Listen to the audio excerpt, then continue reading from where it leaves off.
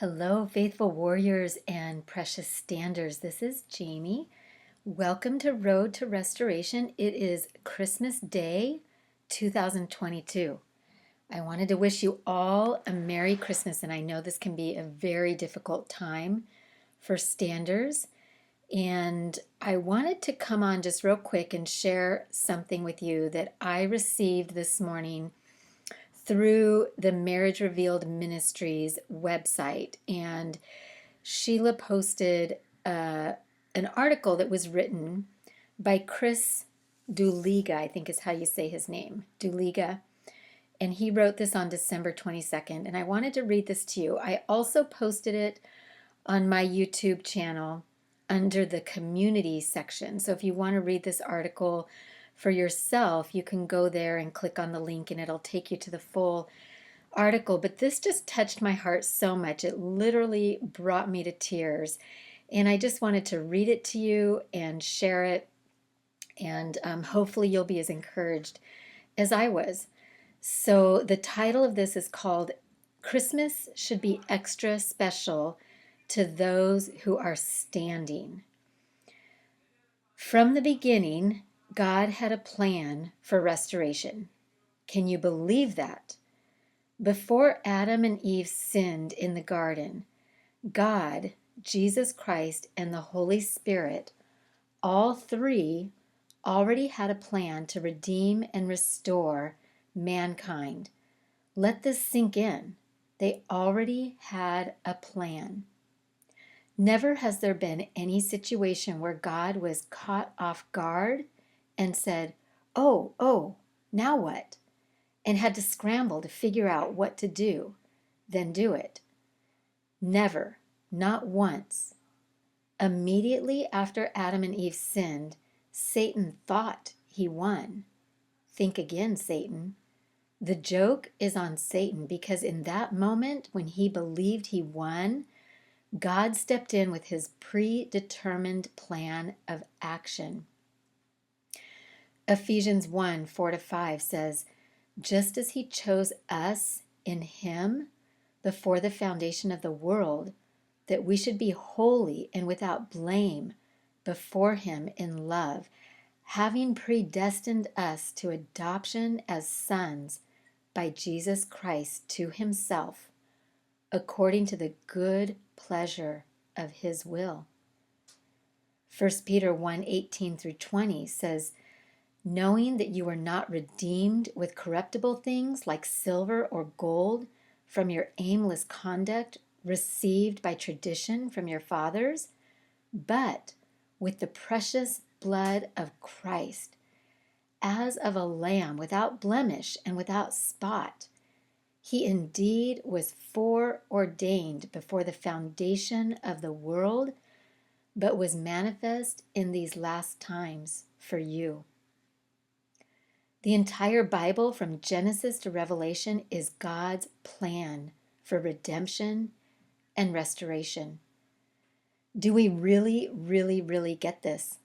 God is all about restoration of us and our spouses and our marriages. Long before our marriage crisis, God also had a plan for restoration. In fact, our Father had a plan prepared before the foundation of the world. Yes, before creation. God already knew about our marriage trouble. He already formed a plan. You've read this many times from different sources that God created marriage to reflect his relationship with mankind. As the body of Christ, we are also his church and his bride.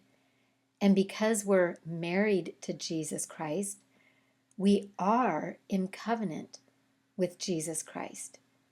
Hebrews 8:6 says, but now he has obtained a more excellent ministry, inasmuch as he is also mediator of a better covenant, which was established on better promises. This is one reason why God and Jesus Christ promised us that they will never leave us or forsake us, because of their covenant with us. And for the same reason, we stand for our marriages, never to leave or to forsake our spouses while honoring our marriage vows because we are in covenant with them. Jesus stood in the gap for us. Then he passed that assignment off to us by giving us the ministry of restoration. Corinthians 5:18-19 says, "Now all things are of God, who has reconciled us to himself through Jesus Christ and has given us the ministry of reconciliation. That is, that God was in Christ reconciling the world to himself, not imputing their trespasses to them, and has committed to us the word of reconciliation." So when we look at Christmas, we see God's first step in his plan for restoration. Jesus Christ had to be born in order to pass through the cross, to conquer sin and death, of dead relationships, of us with God and us with our spouses, in order for him to create and enter into a new covenant with us. Then pass that assignment of restoration to us.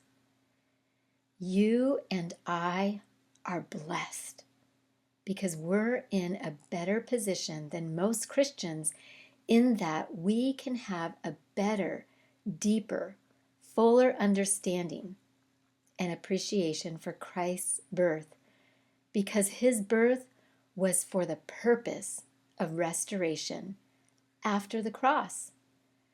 I've written about this in another post called "Christ's Purpose Was Not the Cross, but what laid before him after the cross, the restoration of mankind, which is his bride." This Christmas, I pray that all of us standers would reflect on not just our Father's plan for restoring us to him, but also on his plan for restoring our spouses to him and restoring our marriages to him as well. Regardless of whether we see our spouses or children this Christmas, let's stay focused on and celebrate Jesus Christ's birth. Because as we celebrate Christ's birth, we can celebrate the fact that God is right now working his plan of restoration of our spouses, marriage, and children. So be encouraged. Jesus said to him in Mark 9:23, "If you can believe, all things are possible to him who believes." Will you choose to believe God's plan for restoration for you, for your spouse, for your marriage? God gave us the ability to choose. So decide today that you will believe that God has a plan of restoration of your spouse and your marriage, both. That's the end of the post, and I hope that you feel encouraged today, and on this Christmas day that you feel blessed, and that you know that God from the beginning of time already has a plan to restore you, your spouse, and your marriage. I love you. I'm praying for you. Merry Christmas.